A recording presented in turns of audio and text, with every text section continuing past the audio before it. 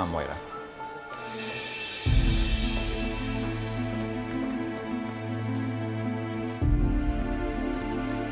Miss, excuse me, nandiyan pa si Moy.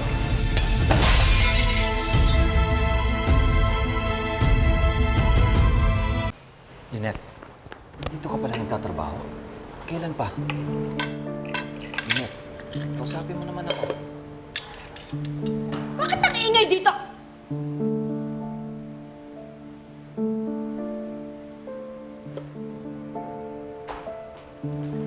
My God, Lynette! Alam ba kung gaano kamahal yung mga platong yan? Huwag mo siyang sisihin. Nabangga ko siya kaya nabasag yung plato. Nandito pala yung magaling kong asawa. What are you doing here? I need to talk to you.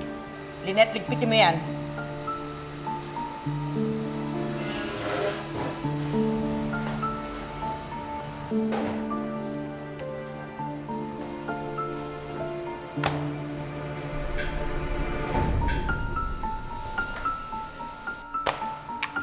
Dala mo na naman pala yan.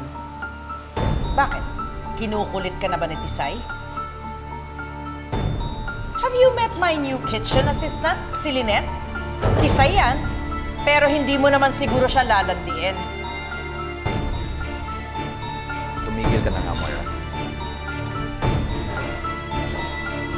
Lynette, kung kailan ka nag-resign, tsaka ka pa nakabasag. Sorry po. Alam mo ba, Robert, parang ikaw to si Lynette eh. Dahil nakuha na niya yung gusto niya sa akin, iiwan niya ako parang ikaw. Can we leave Lynette out of this?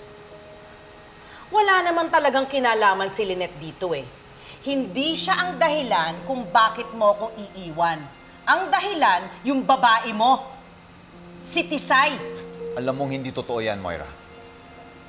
Lynette, kuha mo akong tubig.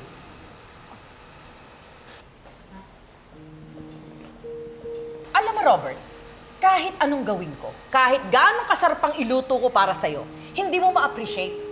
Kasi ibang putahe na ang hinahanap mo.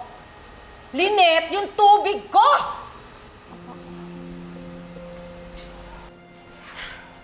Kaya ikaw, Lynette, siguraduhin mo yung manliligaw sa'yo walang sabit, ha? Ay, ano ba?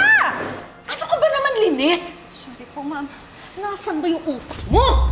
Huwag mo nga ginaganon si Lynette. Mabuti pa yung mga empleyado ko, may concern ka. Pero sa pamilyang sisirain mo, wala kang pakialam. Lynette, mag-usap na tayo. Mag-uusap tayo. Nandito yung asawa mo. Hindi magkita tayo mamaya. Hindi na tayo magkikita. Binura na kita sa isip ko. I'm sorry sa ginawa sa'yo ni Moira. Alam mo, walang-wala yung mga ginawa sa akin ni Ma'am Moira. Sa lahat ng mga ginawa mo sa akin, niloko mo na naman ako. Itatama ko ang mga mali. Pabibilisan ko yung annulment. Sa ayaw at gusto ni Moira. RJ, mahal na mahal ka ni Ma'am Moira. Lahat gagawin niya para sa'yo. Kaya wag mo siyang iiwan. Wag mong iiwan ang pamilya mo. Pero hindi na ako masaya. Ikaw ang gusto ko, Lynette. Pero ayokong maging dahilan para masira ang pamilya mo. Lynette, Bakit ka nakahawa kay Lynette?